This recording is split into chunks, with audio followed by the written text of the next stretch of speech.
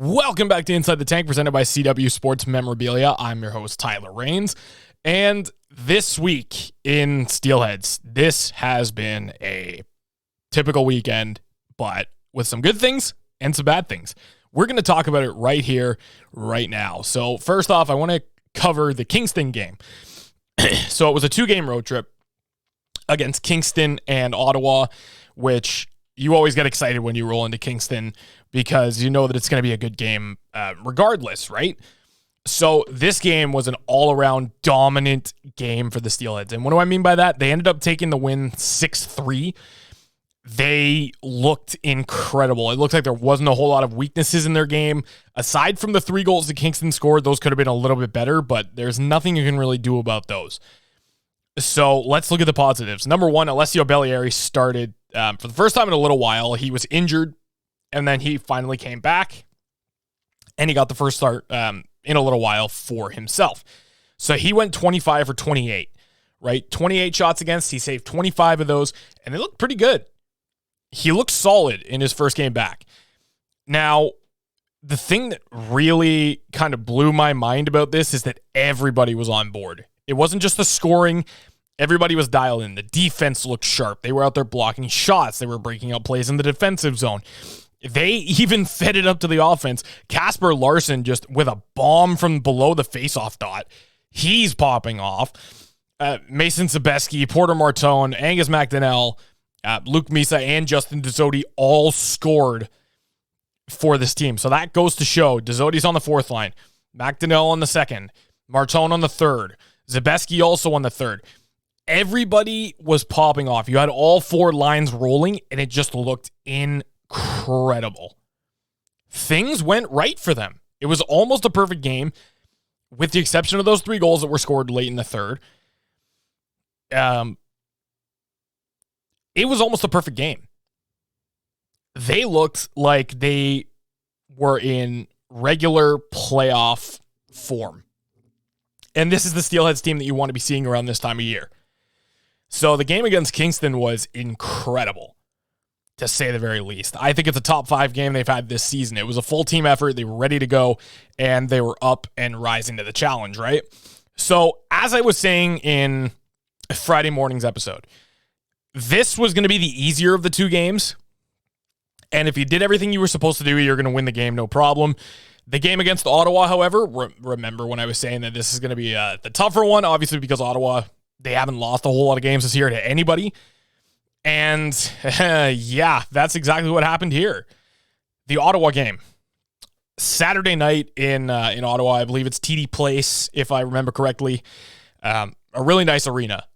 But unfortunately, just because they got a nice arena doesn't mean that they're a pleasant team to play against. So as I said, this was going to be the tougher game, right? Because Ottawa was obviously a lot more skilled, a lot faster, a lot more built up. They had the record to prove it. They've only lost, I think, up to this point, 11 or 12 games. So this was going to be a really tough challenge. So it wasn't a bad game, per se, on the Steelheads end, but they got outplayed and they got outskilled pretty early into the game. Logan Morrison scored the opening goal. And I think at that point, you were just like, you kind of let them set the tone. It wasn't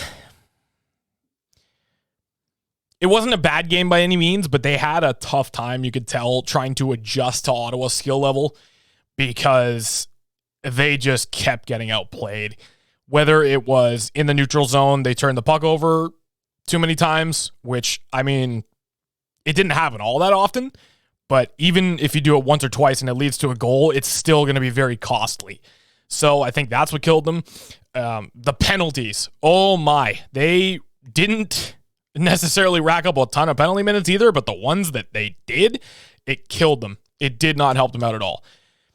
And I feel like, you can kind of throw them the bone here because number one, they were playing the first place team in the league, and number 2, they were playing on a back-to-back. So I can't really fault them for that.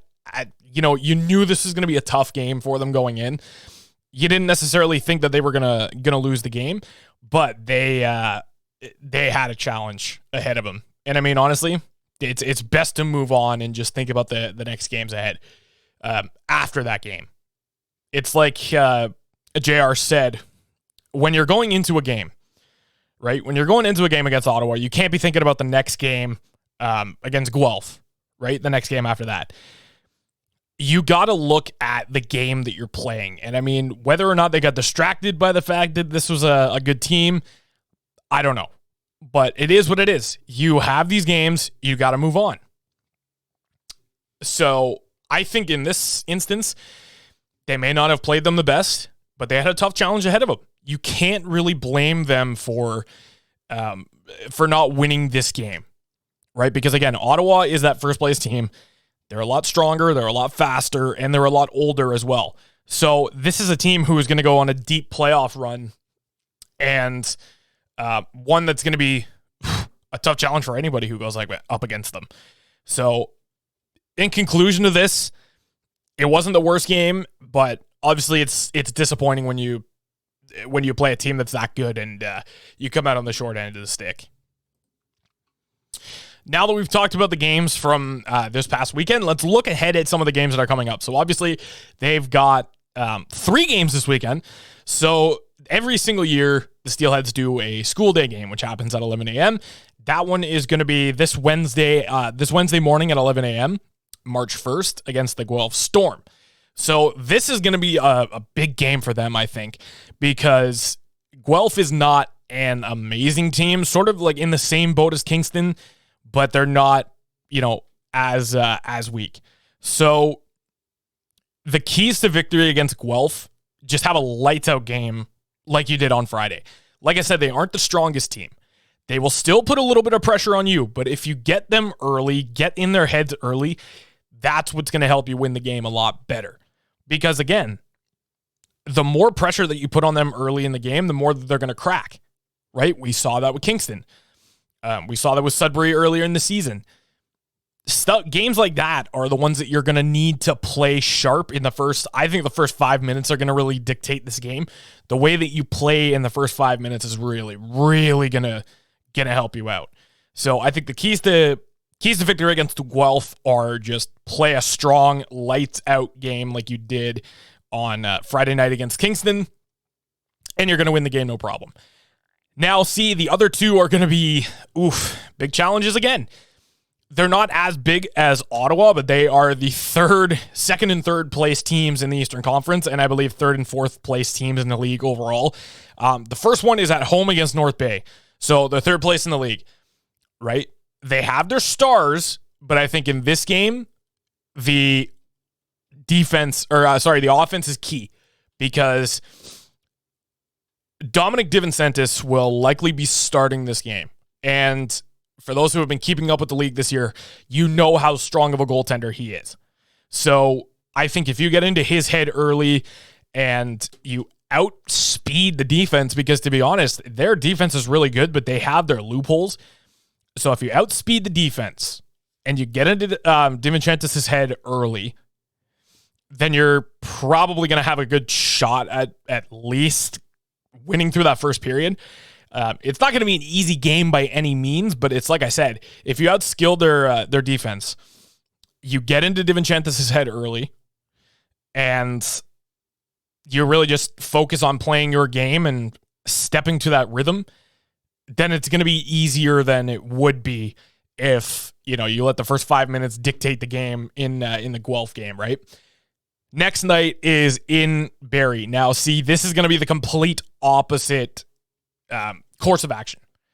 So they're a strong team offensively, so I think the defense is going to need to be very solid in this one as well. Help out the goalies. You have, agitators like Connor Punnett and Cal Chisholm who are going to get under your skin. They're going to do everything that they can to make you take penalties and just play that gritty style like they're used to playing. Don't let them get under your skin, because I think the worst thing that you can do is get irritated by them, take penalties, and it'll cost you. And especially this late in the season, you like I said, you want to try and get the highest seed possible, so I don't think that stuff like that's going to really help you out. Now, and the most important thing about this game is their offense, like I mentioned. Ethan Cardwell, Evan Vierling, Cooper Matthews, Bo Jelsma. Those are some of the names on their roster who have been scoring at an incredible pace. You want to shut those guys down. Do whatever you can to make sure that they don't have enough space, enough time to breathe, and just make sure that you're not letting them score. Because, again, tiny costly errors like that are going to give them room and opportunities to score and kill you, and that's exactly what you don't want to happen. Those are the keys to victory against Barrie, North Bay, and against Guelph on Wednesday morning. So I think those are going to be very solid games. I'm really excited for the school day game against Guelph. It's an 11 a.m. game. Now, we don't get to see those games often, but when we do, they're always a treat to go and watch. I'm excited for this one because there hasn't been a school day game since, I believe, the 2019-20 season. Obviously because of what's been happening over the last couple of years. But this is going to be fun. It's an opportunity for the kids to go and watch the Steelheads play and to really have a fun game. Because, as late in the season as it is, and as much as these guys are fighting for a playoff spot, sometimes you got to have a little bit of fun with it, and that's what this game against Guelph is going to be. Now, before we end off the episode, it's time for the unveiling of the Player of the Week presented by CW Sports Memorabilia. And the Player of the Week for this week, from February 18th to February 25th, is Charlie Callahan. Now, he had an impressive 4 games, totaling 4 points in 4 games, 2 goals, 2 assists, and had numerous blocked shots. He has been easily, I think, the best player on this team over the last stretch of games. So, defensively, he's been incredible. He's been lights out, hasn't taken many penalties, and has just played overall incredible. So Charlie Callahan gets the Player of the Week honors for this week, and we're looking forward to seeing how him and the boys do coming up in these 3 games this week. Don't forget to hit that subscribe button, hit the little bell notification for all future content. If you enjoyed this episode, don't forget to share it with all your friends. And I will see you on Friday morning for when we do the preview of what's to come this weekend.